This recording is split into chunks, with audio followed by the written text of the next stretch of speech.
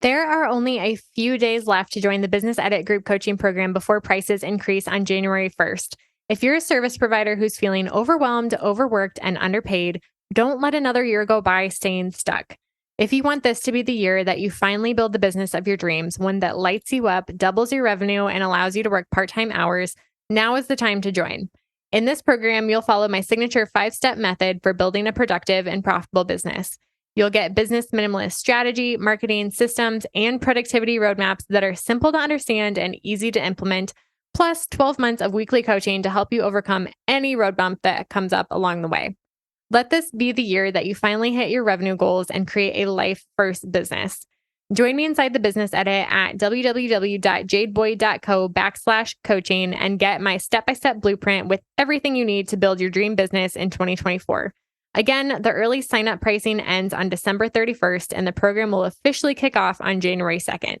So don't wait. If this sounds appealing to you, but you're not sure if it's the right fit, feel free to DM me on Instagram and we can chat. My only goal here is to help you make the right decision for you and your business. And you can find me on Instagram at jadeboyd.co. Now back to the show. There's a lot of people who are operating their businesses 10 inches wide, but only 2 inches deep. But what if they pivoted to being only 2 inches wide, but 10 inches deep? Welcome to the Business Minimalist Podcast, a podcast about redefining productivity for the modern woman in business and finding ways to work smarter, not harder, in business and life.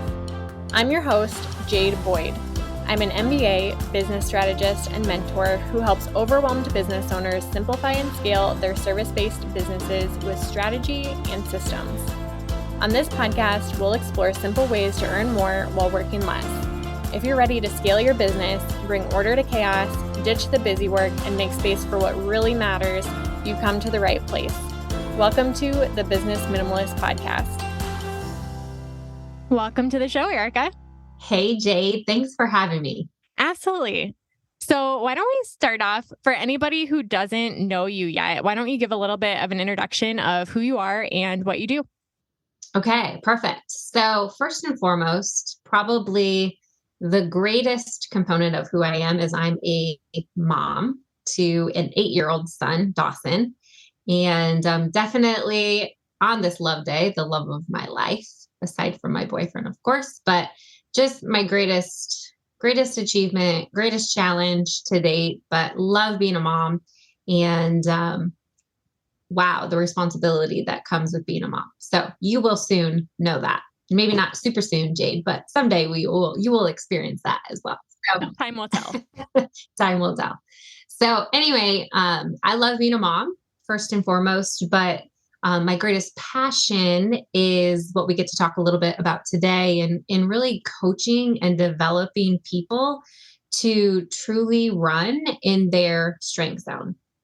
And so to unpack that a little bit further, what I get to do day in and day out is really in full alignment with encouraging people to gain clarity and confidence in who they were created to be and the direction that they can most confidently move to get there. And the caveat to all of that is to add even greater value to the world around them. So I was inspired over 10 years ago by a man named John Maxwell standing in my kitchen in Davenport, Iowa, listening to his webinar on the 15 most valuable laws of growth and personal growth. Have you read that book? I haven't read anything from John Maxwell, actually. It's on my list, though. Oh, so good. You would love it. I'm sure I would. I have a laundry list of books that I know I'll love. Yeah. So his book, The 15 Invaluable Laws of Growth, in that webinar, he shared that most experts believe that the majority of people go to their grave tapping into a very small percentage of their potential. And all of the viewers have probably heard, or the audience has probably heard the statement that the graveyard is the wealthiest place of all, because there's so many untapped dreams that lie there. Because we live in this state of fear right? We just go through the motions.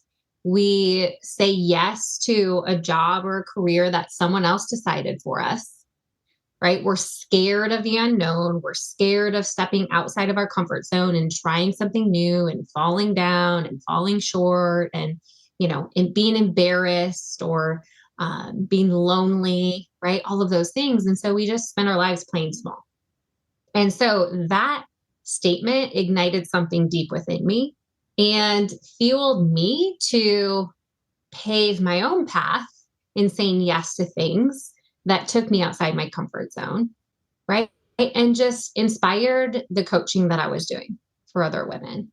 So John Maxwell knows what he's talking about, right? And really was the inspiration behind what I do, why I do what I do. And that's to help people live more fulfilling lives, right? To find that thing that just ignites them and inspires them, because the caveat of all of that is greater impact, right? Greater lives being influenced and being able to truly make a difference in the lives of other people by using what God gave us innately. So I love to tell people that the gifts God gave you are his gift to you, but what you do with them is your gift back to him. Mm. So don't be like the majority who are playing small, right? Be the exception. And if we can just get one more person to choose to be the exception, right? It's hard work, so it's not easy, but we have a ripple effect. So I get to coach individuals and teams on a daily basis to really just unlock and unleash and fulfill their God-given potential. So you work with people inside organizations, but also entrepreneurs. You meet with a lot of different leaders and coach them and speak to a lot of groups. But today we're specifically talking about entrepreneurs. And so I love what you said about taking the leap and reaching that untapped potential, because a lot of entrepreneurs feel like the leap is when they quit their job and start a business. But today we're talking about how to align your business to your strengths, because I think it's just as easy to start a business that's not aligned to your strengths as it is to enter a career that's not aligned to your strengths. Mm-hmm. So speaking generally, what does it look like for a business owner to align their business to their strengths? Where does that journey even begin? Mm-hmm. Yeah. And that's a loaded question, really, right? And I'm going to take it to like what happens when we don't align, right? Because I think especially in this day and age with social media, right, which is a beautiful blessing, but also a curse, because we might have a similarity with someone who's in the same industry as an entrepreneur as we are, and we get caught up watching who they are and how they do things. And because we're wired so differently and so uniquely, we immediately sell ourselves short, right? And we have this huge imposter syndrome. Comparison game is at an all-time high, because we're looking at what other people are doing around us instead of shutting out the noise and going within, right? Like, how can I bring a new flavor to photography? Mm-hmm. Right? Or to coaching or whatever the entrepreneurial industry is. So when we close out what's around us, we can be inspired in some way, shape, or form by what other people in alignment with us might be doing. But if we close them out and recognize that our natural talents, which is our natural way of thinking, feeling, and behaving, and it's a recurring way of thinking, feeling, behaving, right? When we tap into who we are innately, we're going to gain greater mileage in the long run. And we're going to add something to the arena that we're playing in that nobody else adds. So what Gallup has said is that the likelihood that someone has the exact sequence of 34 different themes or talents, right? So the likelihood that you and I have the exact same sequence as anyone else is 1 in 239 undecillion. That's 36 zeros or 12 groups of 3.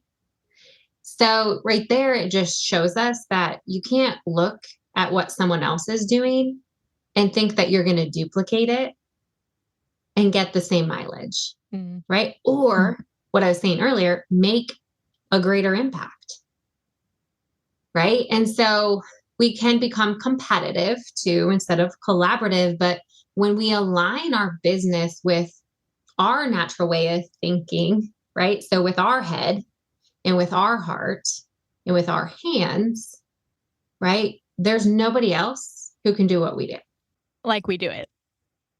Like we do it. Thank you. Mm-hmm. Yeah, we're just so unique. And I honestly, Jay, believe that we undervalue that in the world today. Oh, absolutely. There's so many generalizations, so many labels, right? And we don't value the uniqueness within each of us.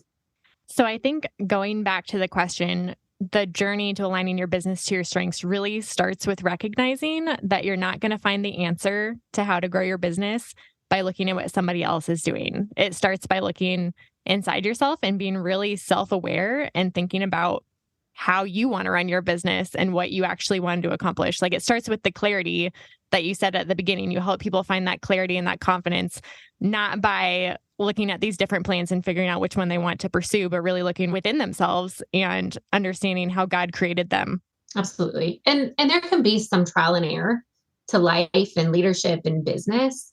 But when we start to pay attention to the things that feel energizing to us, we want to double down on those things, right? And when we pay attention to the things that drain us, they just suck the life out of us, right? And we eliminate those, right? Or spend less time focusing that. And I'll just say, social media is a great example of that, right? Because I've worked with several people who the world around them is, to them, building this huge brand using social media, right? Maybe using reels or something, right? And so they're like hitting their head up against the wall, thinking, I need to post something every single day. I need to do what this person over here who looks wildly successful is doing. Mm-hmm. And it takes them 8 hours to do it.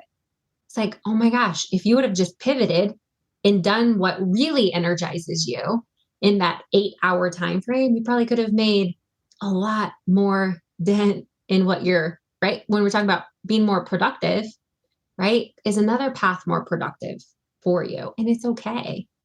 We also underestimate how contagious and how noticeable that energy is too. So even if you make the reel and it takes you longer, you can tell that the energy's off and you didn't enjoy doing it, right? Oh, that's such a good point. Like, the message falls flat a little bit. And when you're constantly forcing yourself to do things that you resent, it is harder to motivate yourself to do those things. But even when they're done, it doesn't come off the right way because people can tell at some, subconscious level that, like, oh, they're not having a lot of fun doing that. It's not an energy that people want to be around. Such a good point, right? Our energy at any given time is either attracting people to us or repelling them. Mm-hmm. So if you're not enjoying doing it, you're probably repelling the people viewing it. That's a great point. I love the word you use, contagious. Yeah, it is. There's been a lot of research, and I'm sure you know more than I do. I have a terrible memory, so I read all the research and understand the takeaways, but I can never cite it. But there's so much research proving the contagiousness of happiness, of energy, of passion for what you do. When someone shows up and they're really excited about what they're talking about, you can't help but get excited with them. And I feel like this every time I talk to you. You like I'm getting excited talking about this because I know how passionate you are about it. It is contagious. Good. I can feel your energy too.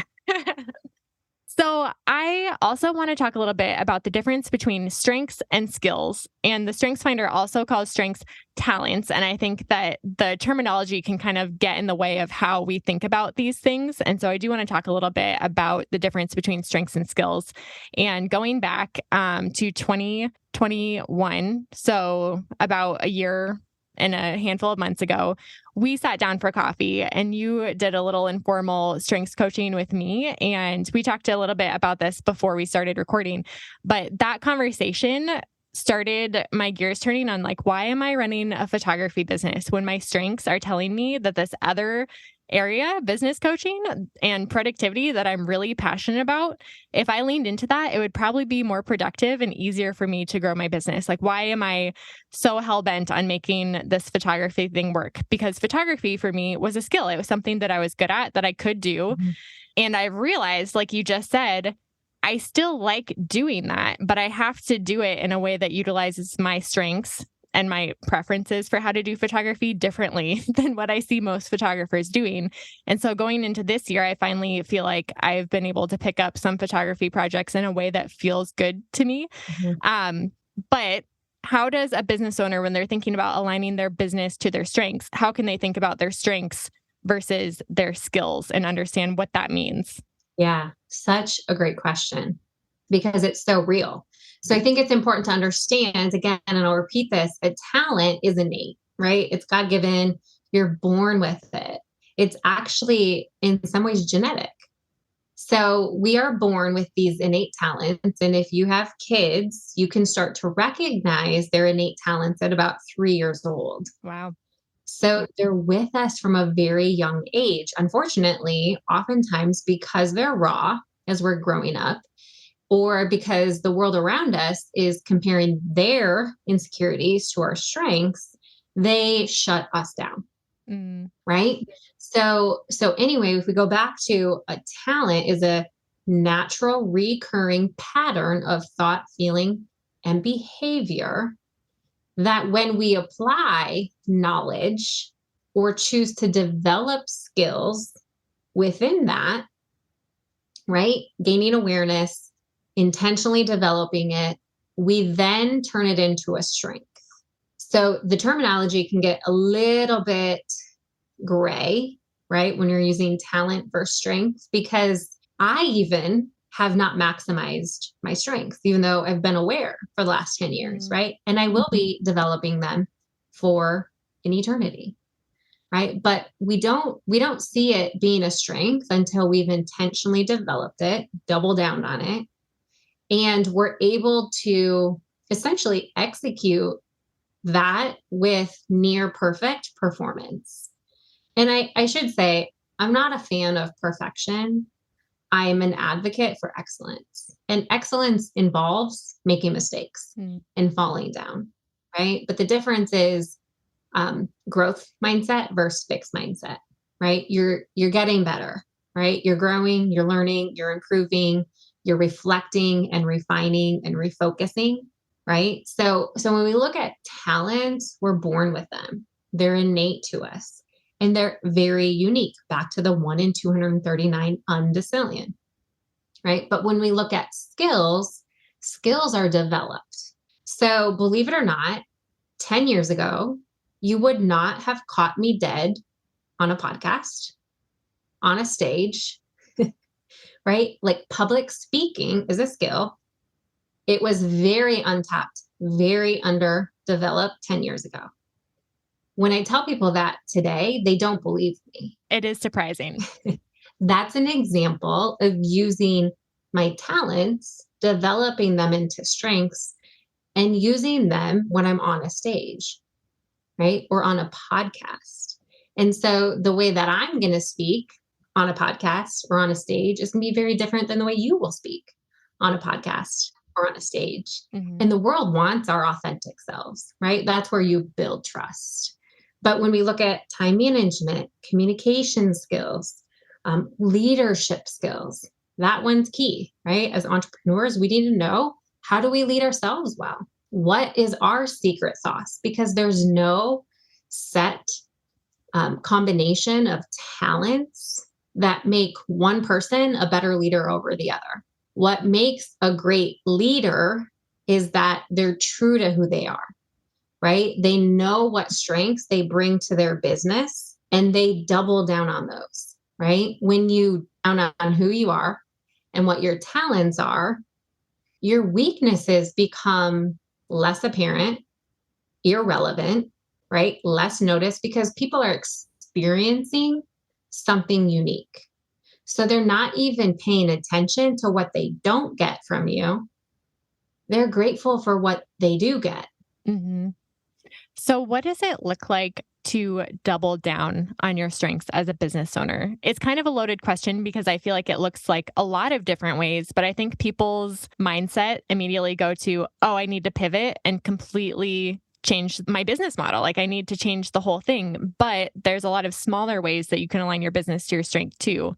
So what does it look like and what does it mean to double down on your strengths? Does it truly mean that you just only do your strengths and nothing else? Yeah, good question.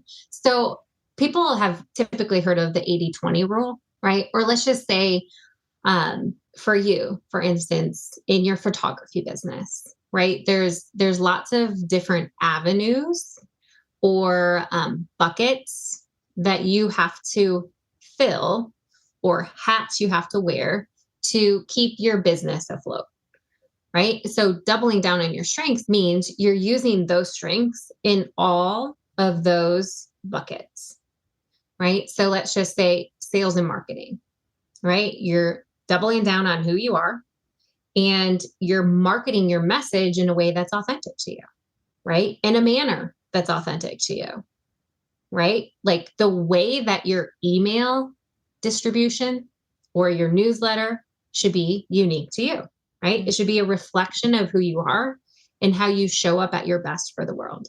Your social media, same thing, right? Every component of your business should reflect your strengths because there will be energy there, right? There will be impact there. If you are someone who leads in executing, right, you might have like bullet points in a lot of your communication, right? Because you are succinct with your message. If you lead in influencing, right, you might have a social media and an email list that's filled with stories or examples of people you've helped. Right. But if you're trying to put someone who's strong in strategic thinking and executing into a role where they're telling stories, right, that's going to be very draining to them. Yeah. So it doesn't mean you don't execute in all of the arenas of your business. You just execute in a way that feels energizing to you. Mm-hmm. Right. So your social media is going to be a reflection of that. Your emails, right? All of your processes will be a reflection of that. Even your leadership style, right? Your message, how you sit down and have one-on-ones with clients. Mm-hmm.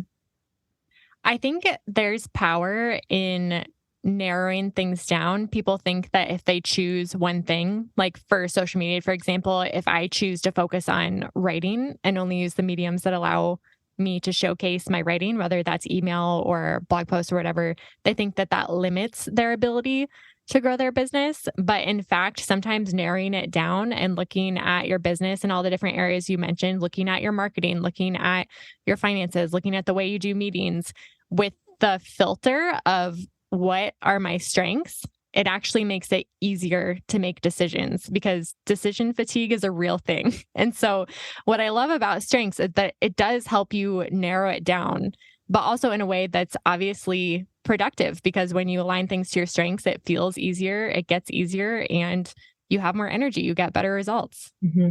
Yeah, absolutely.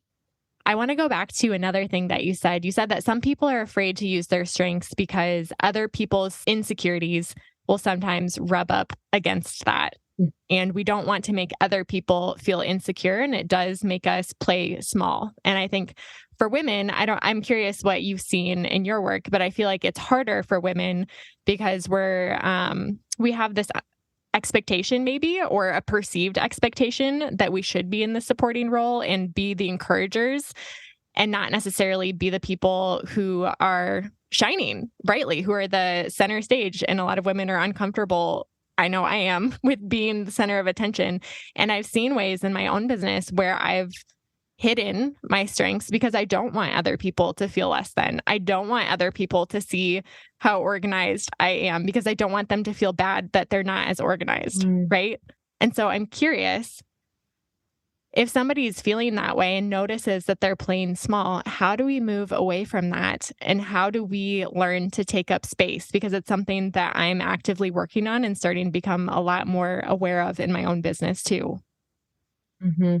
Yeah. Wow. That was amazing. um, just conceptualization of your personal experience with playing small.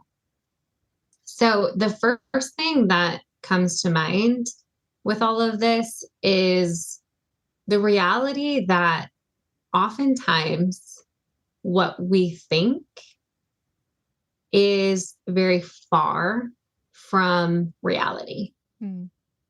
For instance, you were sharing how sometimes you don't want to show people how organized you are because you don't want them to feel bad for not being organized, right? Mm-hmm. And so again, I think that's, and you and I are aligned in faith, right? I would be as bold to say that is the enemy's way of having his heyday, right? Because again, what God gave you is his gift to you. What you do with it is your gift back to him.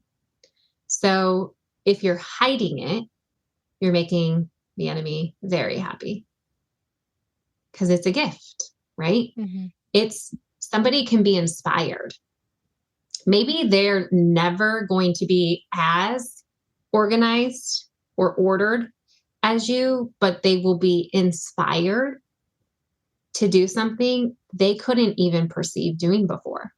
And so I think this is where we get tripped up a little bit, right? I think this a lot with people who have high includer, because I have some good friends who have high includer and I don't have high includer, right? So I could be perceived as someone who's more exclusive. Mm. And they could be perceived as someone who's more inclusive because it's so natural for them to see the marginalized, right? Who might feel left out here, right? Like, here's how and they lead the charge with volunteer efforts. And I love being a part of them. I love being a part of them. It makes me feel so good. And I love encouraging them to be more inclusive because it is not a natural way of thinking, feeling, or behaving for me. And so where we get tripped up is they could perceive me as someone who's very exclusive, someone who's selfish, doesn't think about people who might be left out, right? And that's not fair to me because God didn't give me that gift, right? Yeah. And so when we hide who we are and think of ourselves in, like, let me flip it around and say one of the best ways for me to phrase strengths is be willing to lend someone else your strength without reminding them of their weakness, right? That's kindness, right? That's sharing the love, right? And so you don't have to hide the gifts that you have because it might inspire someone who needs that order and organization in their life because we all thrive on routine, order, right? I mean, all of the parenting books will tell you that. Children thrive on routine, knowing what's coming, knowing what to expect, right? But not everybody's gifted at contributing that to the world around them. I think what you said about our strengths being a gift makes me think of sales mostly, and the shift, like the mindset shift when you're showing up and talking about your offer. And if you're thinking that you're selling something or it's about you, it's about getting sales or getting clients, it feels dirty. I don't know. It feels icky a little bit. But if you show up with the mentality of, I have something cool and I want to share it with you, it's a completely different mindset and it's a completely different energy that you show up when you are talking about your business and what you do. And everything that you said about our strengths being gifts made me come back to that in my mind. Yeah. I mean, women live in this comparison zone, right? And you're so right, Jade, that we've been raised to be in support roles. So to take the lead and speak up and share an idea can be foreign to us, right? It can feel like we're arrogant. I have coached many women who wrestle this line of not wanting to be perceived as arrogant, but they want to be perceived as confident. Mm. And so it is a journey to get off this box of thinking that you're arrogant if you speak up, if you share an idea, right? But it's a gift to people. Yeah. I think that also comes with separating your intentions and knowing yourself and what is your goal of showing up to speak. Is it really just self-centered, or is it with the intention of helping other people? It feels different, but also being aware of, why are you afraid to speak up? Is it because you're scared of what other people think? Even knowing that you have good intentions, it's such a tricky thing to navigate, especially if you haven't taken the time to process, like, why are you making these decisions that you don't want to make? Mm-hmm. Yeah. Which kind of comes back to the beginning. It starts with clarity and understanding yourself, which a lot of us do not want to do. It's hard work. It is hard work. It's uncomfortable. It's uncomfortable.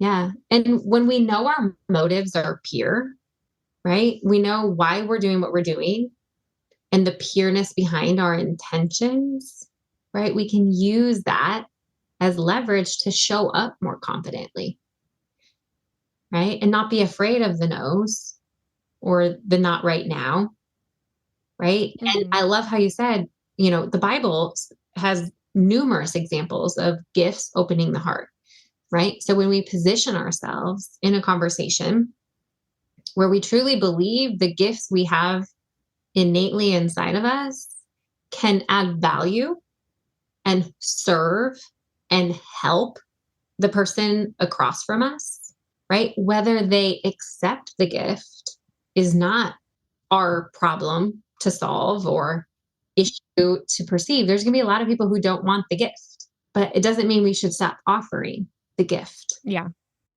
Yeah. That makes a lot of sense. So, kind of coming back and pivoting a little bit, we talked a lot about how everybody's strengths are different. And so let's not look left and right and try and figure out how we're supposed to run our businesses, because it should be unique to you if you want to really build a business that feels not only like good and aligned, but is easily productive. Because when you align your business and your day-to-day activities with things that you're good at and like doing, it just gets easier to get stuff done. But people get things done in different ways. And I do want to talk a little bit about the 4 domains of strengths and how this could play out in businesses, because I always think of a previous boss that I had in my full-time job who got things done through people. And that was the first time that my eyes were opened to the amazing things that happened when you had a solid network and you took the time to write very personal, thoughtful emails. And like, all of the things he did were completely foreign to me. I'm a very executing and I'm a little bit relationship building, but I'm not influencing. And so it was completely foreign to me. And it was frustrating because I want my to-do list and I want other people to finish their to-do list. Mm-hmm. But then my eyes were open to, wow, he can actually get a lot more done because he's influencing his network and leveraging other people who can get things done. I mean, including me. So let's talk a little bit about that and how people can get things done differently within business, because productivity is not a one size fits all thing. And I think strengths they have a really good perspective on how this looks based on how you're gifted. Yeah. Well, first of all, I just commend the audacity that you had to recognize his gift being getting people done. Or she. I don't know if it was a he or she, but your boss. Right? Getting work done through people. So first and foremost, I will go as far to say that there's a lot of working frustrations out there. And typically those working frustrations are separated between 2 domains, right? The people-oriented domains and the task-oriented domains. So we have relationship building and influencing that are people-oriented domains. And then we have the strategic thinking and the executing domains that are task-oriented. And so the reality is there might be some people who will find themselves evenly distributed across all 4. But more likely, people will find themselves heavy in 1 or 2, which means they can be experts in what they do. But what they need to be aware of, like you were, is there's different ways of being efficient, productive, or influential.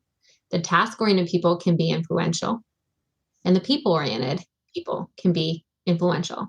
So what happens, Jade, is the people-oriented domains get a bad rap in the workplace for not prioritizing tasks. And the task-oriented people get a bad rap for not prioritizing people. Mm-hmm. But I have worked with and have seen people who are very heavy in strategic thinking and executing and have zero dominating themes in either of the people-oriented themes blow people's minds when they realize that that person has zero themes in the people-oriented domains. And that is because they have refined themselves, right? They are aware of their blind spots and they use their strengths to build relationships. So again, I'll say we have the people-oriented whose to-do lists every day should be who lists, or at least to start their day, because they're energized by relationships. They're energized by people. So that should be a large portion of their day. It does not exempt them from the tasks, but their motivation to get the tasks done are going to come from the relationships. So when they know doing something is going to deepen the relationship, right? Or it's going to add value to that relationship or support that relationship, that's their motivation to do it. And on the flip side, for the task-oriented domains, right, they should start their day or have a large portion of their day with tasks, checking things off the list. And that's their greatest contribution to their business, right? To the teams that they play on, right? Is bringing that order, right? Bringing that execution, making things happen, taking things across the finish line. And so then when we're working in teams with people, it's, are we valuing the differences, right? And so again, the task-oriented people, they're not exempt from building relationships with people, right? But they just have their boundaries on it, right? They know when to add it into their day, right? They might do a lunch with the team to build those relationships. So they bring relationship into it, or they're doing community service projects with the team, right? Whatever it is to build those relationships. But there is a different way to add value to your business, to the team that you play on. And it's okay if it looks different, because we need both. And if I can add this in, I think this is a really good visualization of that, because most people have gone to a movie, a play, right? Some sort of musical production or entertainment, right? We only see the people on the front of the curtain. But the people on the front of the curtain cannot do what they do without the people and the processes behind the curtain, right? And so I believe it's the people on the front of the curtain or on the stage to honor the contributions of the people behind the stage, because that is a gift that they have, encouragers, right? Cheerleaders, those types of things. And the people behind the stage, they don't need the audience's validation, but they do appreciate the person on the stage to appreciate how they're adding value to the production, right? But both are valuable. You need both. So for a lot of our audience members, a lot of them are solopreneurs. So they're playing backstage and center stage and don't have a lot of support to fill in the gaps where they know that they need that extra support. So what does it look like to align your business to your strengths, knowing that you might not be good at building relationships, but you can see the importance of building relationships? You mentioned you need to do it your way and kind of look at, how do I build relationships? That's something that I've worked through in my own business. Like, I don't know if I would ever enjoy having a large membership or anything like that because I love one-on-one. I love one-on-one coaching. And from a scaling perspective, you know, probably doesn't make sense because one-on-one is not scalable, but I know that it's within my strengths and the way that I enjoy showing up and the way that I feel fulfilled. Mhm. But what does it look like for a solopreneur who's very heavy on one end of the spectrum? What can they do to bridge that gap? Yeah. Okay. So there's lots of different examples, but because we're so unique, right? And people will bring different strengths to the table. But again, it's coming with intention, right? So I'll share this because I know this about you too, right? You love one-on-one. You're energized by cutting the small talk and getting down to business, right? Like, Mhm. let's have a real conversation. Let's share ideas. Let's problem solve together, right? We don't need to talk about what we watched last night. We don't need to talk about, how our dog's feeling or how our cats are or whatever, Mhm. right? Ain't nobody got We time. never got time for that, right? So there's no energy there for someone like you. But for other people, there's a lot of energy in connecting with a lot of different people, right? Where that would be very draining for you. So again, we have to know when and where and how we're at our best and use that as our advantage, right? As leverage. And so the thing that comes to mind when you say, how does someone who's not good at building relationships, but know that relationships is a valuable part of their business, how do they prioritize that? Or how do they do that when it's maybe a draining piece for them? So, again, because we're very complex individuals, I think it's very important to reflect on or figure out how we best build relationships, right? Because we're all able and capable. There's not one person on the planet who's not able or capable, right? Willing might be another question, right? For another day, Mhm. but we're all able. And so we have to figure out, how do I best build relationships? And then bring intention to that, right? So if I'm not the type of person who's going to go build deep, strong, wide connections and relationships with a lot of people, it would be very wise for me to know that I likely can add significant value with the gifts I have by intentionally building relationships with someone who does have a very strong Mhm. ability to build relationships. And they don't even have to work for Yep. you, right? They can be a key collaborative partner, right? So if I carve out time in my calendar to sit down with that person and add value, what can I give to them? Right? They likely are weak where you are strong. I think this is also applicable to marketing and the power of connecting with collaborators. Like, yes, in your business and yes, for building relationships, but also there's a lot of business owners that hate marketing and not even like the salesy marketing, just posting anywhere, showing up to say anything just makes them uncomfortable and they hate it. But you can tap into other people who are good at marketing and collaborate with them and leverage other people's audiences, which in the end can be a lot more productive. But I do think thinking outside the box, we automatically think all of these hats in my business need to be filled and I need to fill them. Mm. And then, like you said, a lot of people don't think about who can I collaborate with. You don't have to hire them, but who can you get value from, but also give value to? There's so many opportunities out there, even for introverts like me. Yeah, absolutely. I think if more people showed up, more entrepreneurs, solo entrepreneurs showed up in an arena of, what can I give? How can I add value to this person and expect nothing in return? They will Mhm. gain a lot more mileage, Yep. right? You don't have to put a price tag on everything.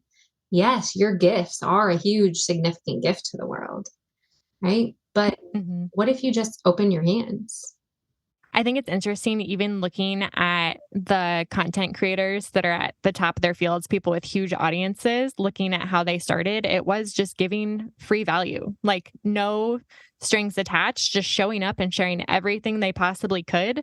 And that's how you gain traction, because you can't hide everything and then expect people to know that you have value to give. You have to show it a little bit and build that trust. Mm-hmm. Yeah. And I think that's where faith comes into play too, right? You just have to have faith that something will come back to you in some way, shape, or form. And likely it won't even be in the direct path that you gave, right? It's kind of like going through the drive-through and the person ahead of you paid for your order, right? You just showed up and it was paid for. It's also the difference between playing the short-term game in business and playing a long-term game. In order to feel okay with showing up and gifting and adding value without expecting anything, it's a long-term game. And in the short term, you're not going to immediately be flooded with requests and clients and sales. Like, it is a relationship. It's a long-term thing that you're building, but in the long term, it does pay off so much more than if you're trying to just hold everything tight to your chest and not be willing to collaborate, not being willing to give, because it is risky. Like, not to say that you're not going to show up and give somebody something and never see anything in return from them. That's absolutely going to happen. But it has to happen in order to build those relationships where you do have a long-term relationship that ends up being mutually beneficial too. Yeah, absolutely. Yeah, the power of community, the power of collaboration, and the power of showing up to add value. There's just so much power aside from having this strengths conversation, right? Just so much power in that. It also brings front of mind solopreneurs and how oftentimes when you're starting something, you are not niched, right? Your services are wide and vast. You truly believe you can help everyone, right? Who's your ideal client? Oh, my ideal client is anyone with a pulse, right? And just the reality that we are afraid to close our door because we're afraid that we're going to miss some people. But the reality is, as we're launching something or building something, there is power in being an expert or having a niche that's easy to talk about, that you can build your portfolio with, right? Because there's going to be great influence on the other end of that. And if you decide to pivot and have a new audience, that's great too, right? But I see a lot of people, it makes me think of this term, Jade. There's a lot of people who are operating their businesses 10 inches wide, but only 2 inches deep. But what if they pivoted to being only 2 inches wide, but 10 inches deep, right? With intention, productivity, impact, right? Focus. Not everyone is your client. You can't do everything. Jade, there's a lot of people who look at me now after years and years of developing who I am and knowing the value I add to the world, who literally think I can do everything. And it's so far from the truth. If they only knew, right? I'm terrible at a lot of things. I just let those things go. And I double down on who I am. I know the value I bring, and it's very limited. Yeah. But I just bring it everywhere I go. But I think you got to a really important point. In order to go deep on something, you do have to say no to other things that you like doing and that you want to do even. And saying no to those things is a lot harder to admit to yourself that you're a limited person with limited time. To go deep on something, you have to say no a lot. And not just to the things that you hate doing, to things that genuinely could be a direction that would be very fulfilling for you. And that is really hard. Really hard. And you just got to like the center of what this podcast is all about, making those hard decisions, because it can pay off. And not to say that when people niche, they have to work in their niche. Like you said, when you go deep and emphasize what you're really good at, it opens up a lot of doors for you to build those connections and give value to other people. And other people are still going to ask you to do a bunch of different things that you're not marketing or specializing in. Mhm. And you don't have to say no. You can say yes every once in a while if you want to. Yeah. But to try and spend your energy marketing yourself as somebody who can be anything to everybody is exhausting. And a confused mind does nothing. Mm, Right. So if your audience is so confused by what you do and who you help and why you do what you do, you paralyze them. yes. Right. A confused mind does nothing. Yeah. And it's funny, as much as I know and believe these things, I find myself falling into this trap all the time. Like even a couple weeks ago, I had a discovery call where a coaching client wanted something different than my typical package. And instead of just making a custom proposal, which made sense for her, I added it to my system as if it's an option I'm going to give to everybody. And I don't know why I did that. I fell into the trap of, you know what? This is a good way to do coaching too. I'll just add it to my suite instead of saying this is a one-time exception. Mm. And even somebody with a podcast who talks about this all the time, it's such an easy trap to fall into because you do want to be as helpful as you can and you do want to serve as many people as possible, but it's not a sustainable way. And guess what? I went and deleted it after realizing that. And what a waste of time. Sometimes we need reminders. Yeah. Sometimes we need reminders, and that's okay. So huge congrats to you for deleting it, knowing you invested a lot of time to add it, but knowing that it wasn't going to serve you in the long run.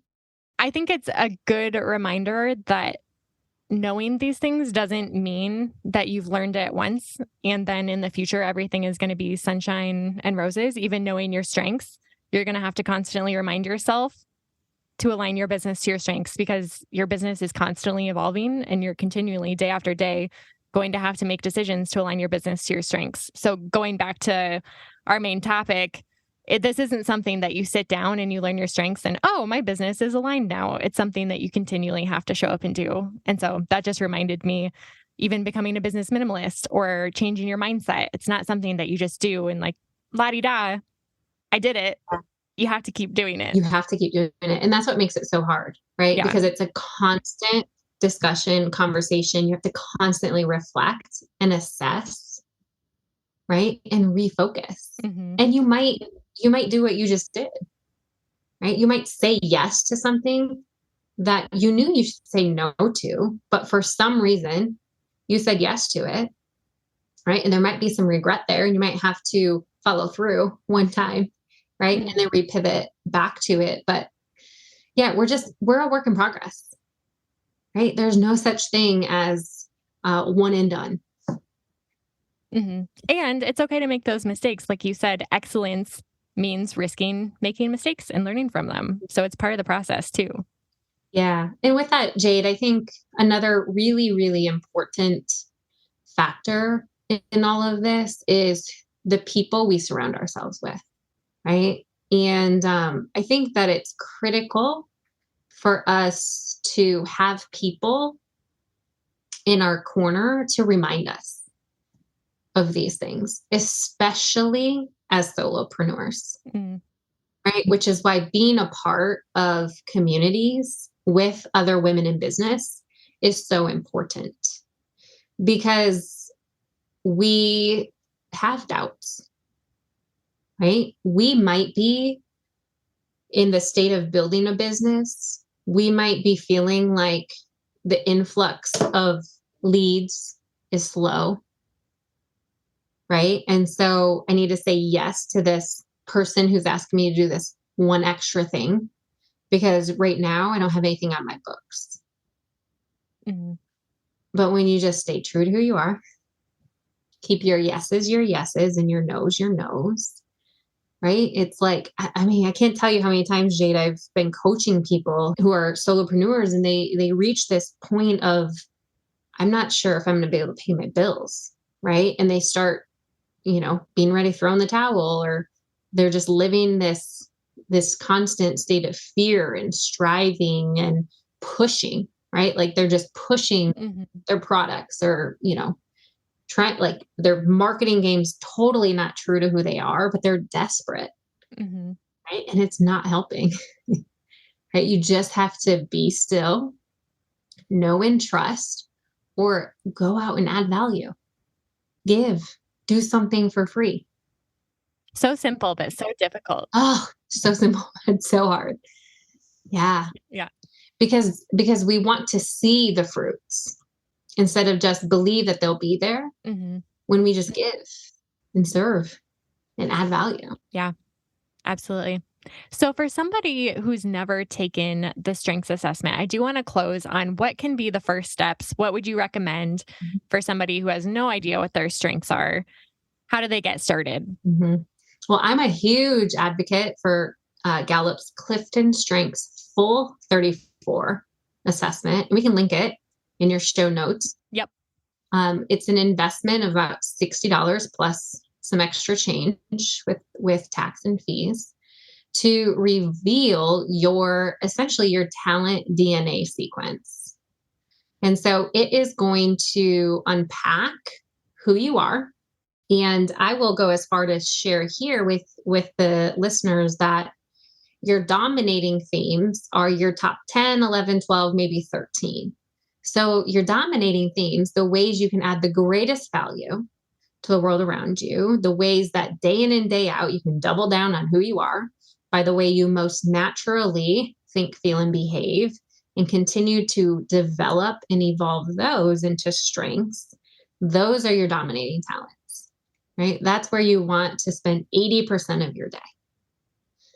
And then below, like maybe 13 or 14 down to 28 or 29 of your full 34 sequence, those are your supporting talents. So you will, on occasion, when you're building a relationship, when you're making a decision, right, getting something done in your business or getting something started, you'll occasionally use one of those themes. But the big thing to look at is, what are your bottom 5, bottom 6? Those are what we call your lesser talents. And those paint a picture of how you don't naturally think, feel, or behave. And it is so important on this pursuit of loving who we are to let go of those. Mm-hmm. Because the reality is, our differences are our advantage, and we all need other people. And that is a way to link arms with people who are very strong where we are not, right? It's a way to honor our differences by linking arms and using someone else's genius, right? To support our life, to support our leadership, to support our business. We just got to let those go. Because if we try to develop those bottom 5, we are going to feel like we are holding the pen in our non-dominant hand. We're going to feel like something's wrong with us, essentially, right? Yeah. We will likely procrastinate it. We will burn out. We will be very inefficient. We will be very ineffective. And it might even cause pain. And pain can be a good thing, I know, but they're not going to serve us. Mm-hmm. They're not going to help us. Coming back to John Maxwell's quote of, most people go to their grave tapping into a very small percentage of their potential, right? We are wired to say yes to things that feel like work. Mm-hmm. Because when they don't come naturally to us, we feel like we got to work at it. Yep. Right. And there's a lie there. It's a myth that we have to recognize as a myth, right? We were not created to be well-rounded. We were not created to be islands. We were not created to be silos, right? We are created to be more of who we are, and then lock arms with the people who are really good where we are not. Mm-hmm. This makes me think of Caleb and I. We recently looked at our strengths side by side, and one of my lesser strengths is adaptability, and it's Caleb's number one. Like, I need the plan, I need it orderly, and Caleb just like throw him anywhere and he thrives. He loves just adapting to whatever comes up. And so I think it's also interesting similarly to the Enneagram, I feel like having the language to describe what you're good at helps you recognize how special your strengths can be, but also it helps you recognize the strengths of others and that the way that they do things, just because it's different than I do it, doesn't mean it's wrong.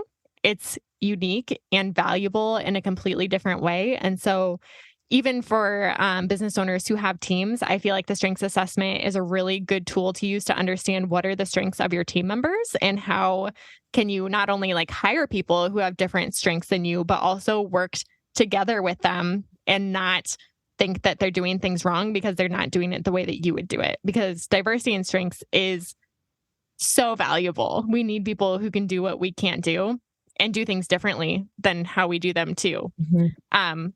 But it also made me think of adaptability in photography because I did think this is stressful. I am like a broken photographer. I hate showing up and adapting to different lighting situations and different client needs and different, like I had the shot list all planned out and then something would always throw a wrench in it. And that's just the nature of brand photography.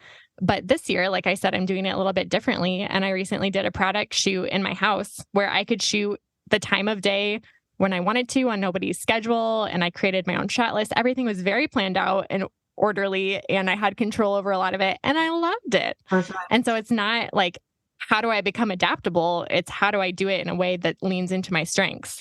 Amen, girl. Yeah. There's nothing wrong with you. You're not broken. You're just a palm tree trying to grow in Iowa. Yeah. That's so good. It doesn't happen. It doesn't work. It's not going to thrive. Yeah. Right. Yep. I think the reality is every flower, every plant, every tree, their purpose is to grow. Their purpose is to thrive. Right. So is ours. But the environments in which we grow and thrive and contribute, right? The shade we give, right, is going to look different. And it doesn't mean there's something wrong with the palm tree if it can't grow in Iowa. And there's nothing wrong with the evergreen tree or the oak tree that can't grow in Florida. You just need to pivot, right?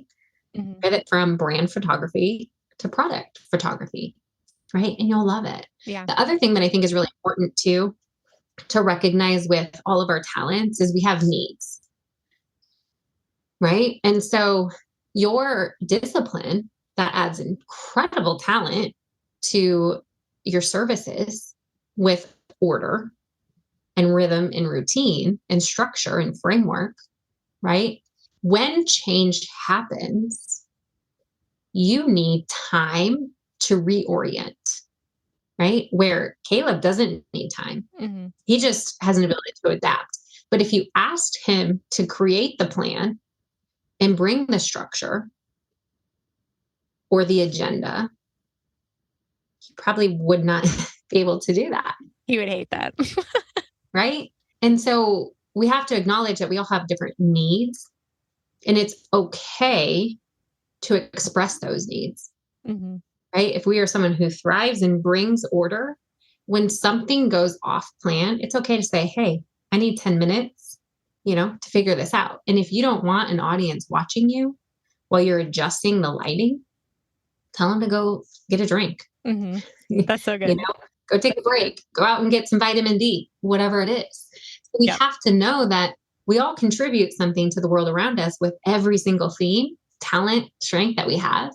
But every single talent, theme, need we have also has a need.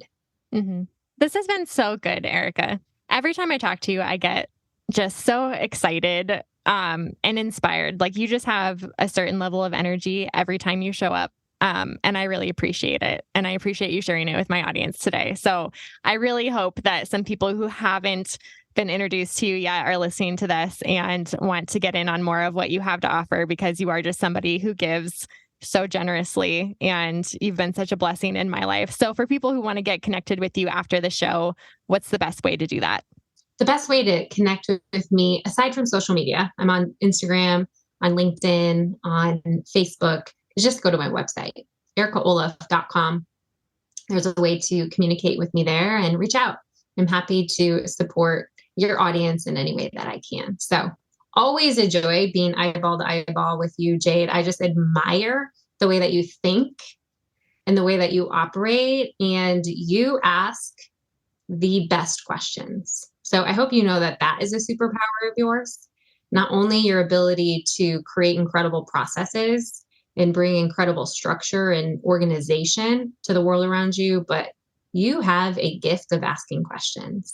And that is a skill that we can all refine and become better at, because that's truly how we build connection with people. And we all have a need to do that. So I feel so encouraged and so built up, which I always do after speaking to you. And I feel like everybody does. You're a great encourager, and you are just so talented at recognizing the hidden talents in other people and pulling out potential and just making them feel super special. So I hope that this came through in the episode and that people listening are feeling like that too, because there's nothing else like it. So thank you so much for being here today again. Hey, thank you for having me. Thank you so much for listening to this episode of the Business Minimalist Podcast. If you enjoyed today's episode, I'd be so grateful if you'd rate it on iTunes, Spotify, or wherever you're listening today. Your rating and review will help more small business owners discover helpful episodes each week. Don't forget to check out the show notes for the tools and resources mentioned in today's episode, because good ideas don't grow businesses, action does. And if you want more business minimalist tips and resources, head on over to Instagram and follow me at jadeboyd.co. I'd love to hear what you took away from today's episode. I'll see you next time on the Business Minimalist Podcast.